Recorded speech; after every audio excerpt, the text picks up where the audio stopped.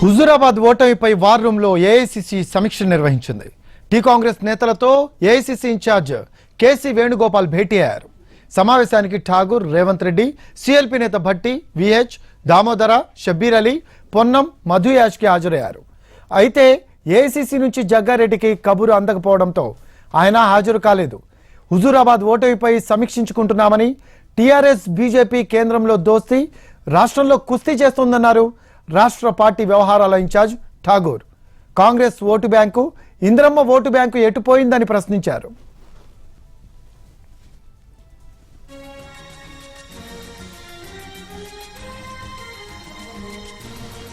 మొదటి విడతలో గంటన్నర పాటు సమీక్ష నిర్వహించారు. సాయంత్రం 6 గంటలకు రెండో విడత సమావేశం ఉంటుంది. జగ్గారెడ్డి వస్తే చర్చ రచ్చవుతుందని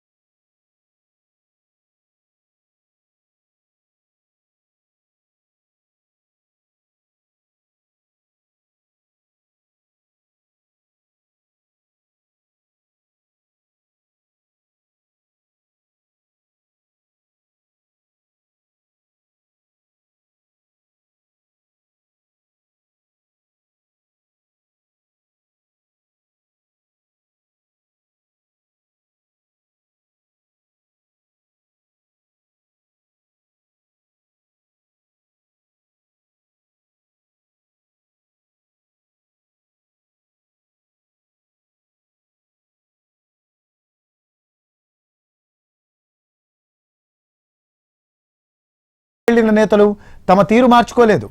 ఒకరిపై మరొకరు పరస్పర ఆరోపణలు చేసుకున్నారు. సమన్వయ లోపమే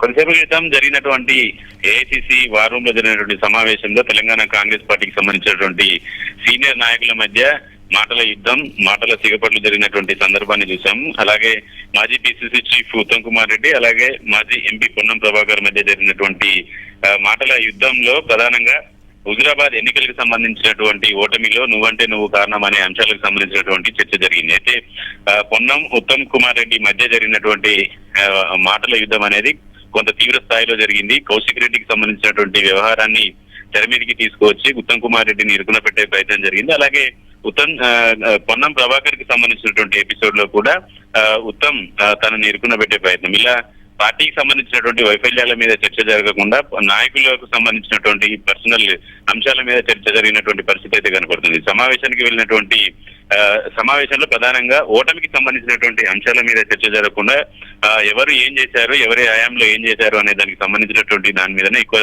చర్చ జరిగింది. అయితే ప్రస్తుతానికి ఈ సమావేశం మళ్ళీ 6 గంటలకి వార్ రూమ్ కి రావాలని చెప్పేసి తెలంగాణ కాంగ్రెస్ పార్టీ నాయకులకు సమాచారం వచ్చింది. మళ్ళీ 6 గంటలకి ఏఐసిసి వార్ రూమ్ లో తెలంగాణ కాంగ్రెస్ పార్టీకి సంబంధించినటువంటి నాయకులందరితో మరోసారి భేటీ కాబోతారు. ఉదయం నుంచి జగ్గారెడ్డికి కరీంనగర్ పార్లమెంట్ కి సంబంధించినటువంటి వర్కింగ్ ప్రెసిడెంట్ ఇన్ఛార్జి బాధ్యతలు చూసినటువంటి జగ్గారెడ్డి కొంత అధిష్టానం నుంచి తనకు ఆహ్వానం రాకపోవడానికి సంబంధించినటువంటి అంశం మీద ఏఐసిసికి కొద్దిసేపటి క్రితమే లేఖ రాశారు. రాహుల్ గాంధీ అలాగే సోనియా గాంధీకి ఆ లేఖని ఫార్వర్డ్ చేశారు. అలాగే తనను సమావేశానికి పిలువని ఏఐసిసి కార్య నిర్మాణానికి సంబంధించినటువంటి బాధ్యతలు చూస్తున్నటువంటి కేసీ వేణుగోపాల్ కి కూడా ఆ లేఖని ఫార్వర్డ్ చేసినట్టు తెలుస్తుంది. ఈ సమావేశానికి తనని నియోజకవర్గ బాధ్యతలు చూస్తున్నటువంటి తనకి కనీస సమాచారం ఇవ్వకపోవడంపై తప్పుపడుతూనే గతంలో జరిగినటువంటి వ్యవహారాలన్నిటికీ సంబంధించినటువంటి అంశాలన్నిటినీ కూడా లేఖలో పేర్కొన్నట్టు మనకు సమాచారం ఉంది. కొద్దిసేపటి క్రితమే ఆయన రాహుల్ గాంధీ అలాగే సోనియా గాంధీకి లెటర్ ని కూడా మెయిల్ చేసినటువంటి పరిస్థితి అయితే కనబడుతుంది. అభ్యర్థి ఎంపికకి సంబంధించినటువంటి వ్యవహారం నుంచి ఎన్నికల్లో పోటీ చేసినటువంటి అభ్యర్థికి సంబంధించినటువంటి ఆర్థిక పరమైనటువంటి అంశాలు, అక్కడ పార్టీ పరంగా చేయాల్సినటువంటి నిర్ణయాలు ఎక్కడ వైఫల్యం జరిగింది అనే అంశాలన్నిటికీ సంబంధించినటువంటి సుదీర్ఘమైనటువంటి లేఖను కూడా ఏఐసిసికి పంపినట్టు తెలుస్తుంది. ఇదే లేఖను కేసీ వేణుగోపాల్ కూడా పంపించారు. ఈ రోజు జరిగేటువంటి సమావేశానికి సంబంధించి హుజురాబాద్ ఎన్నికల ఓటమికి సంబంధించినటువంటి సమీక్షలో ఆ నియోజకవర్గానికి ఇన్ఛార్జ్ గా ఉన్నటువంటి తనకు లేఖ కనీసం సమాచారం ఇవ్వకపోవడం అనే దానికి సంబంధించి కొంత బాధ కలిగిందనే అంశాన్ని కూడా ఆ లేఖలో ప్రధానంగా పేర్కొన్నారు.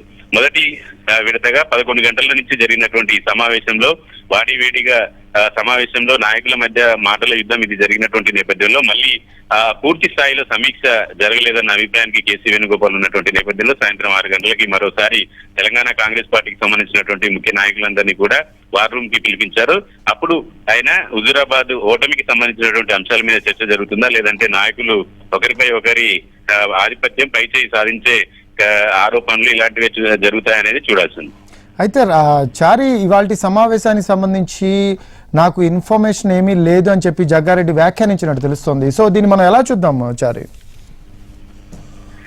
అంటే ప్రధానంగా ఈ ఎన్నికలకు సంబంధించి కరీంనగర్ పార్లమెంటు పరిధిలో ఉన్నటువంటి హుజురాబాద్ నియోజకవర్గానికి సంబంధించినటువంటి బాధ్యతలు కూడా జగ్గారెడ్డికే ఉంటాయి. ఎందుకంటే తను వర్కింగ్ ప్రెసిడెంట్ ఇన్ఛార్జి నియోజకవర్గం కాబట్టి ఆ నియోజకవర్గంలో అతనికి కనీసం సమాచారం ఇవ్వాలి అనేది ఆయన ఉన్నటువంటి అభ్యంతరం. అయితే నిజానికి ఈ సమావేశం కంటే ముందే రిజల్ట్ వచ్చినటువంటి రోజే ఎన్నికలకు సంబంధించినటువంటి వచ్చినటువంటి ఓట్లకు సంబంధించినటువంటి అంశాల మీద అభ్యర్థి ఎంపికకు ఎందుకు ఆలస్యం జరిగింది, ఇలాంటి అంశాలన్నిటి మీద కూడా ఆయన బాహటంగానే మీడియాతో మాట్లాడినటువంటి సందర్భం. ఆ తర్వాత జరిగినటువంటి పొలిటికల్ అఫైర్స్ కమిటీ సమావేశంలో కూడా పలు అంశాలని ఏఐసిసి రాష్ట్ర వ్యవహారాల ఇన్ఛార్జి ఠాగూర్ సమక్షంలోనే ఆ సమావేశంలో కొన్ని అంశాలను లేవనెత్తారు. అభ్యర్థి ఎంపికకు ఎందుకు జరగలేదు, సిఎల్పి నేత అలాగే రేవంత్ రెడ్డి ఇద్దరు కలిసి బల్మూరి వెంకట్ని బలిపశువు చేశారన్న సీరియస్ కామెంట్ ను కూడా చేసినటువంటి జగ్గారెడ్డి ఈ సమావేశంలోనే పలు అంశాలని కూడా ఎన్నికలకు సంబంధించినటువంటి ఖర్చులు ఇలాంటి అంశాలన్నింటినీ కూడా లేవనెత్తారు.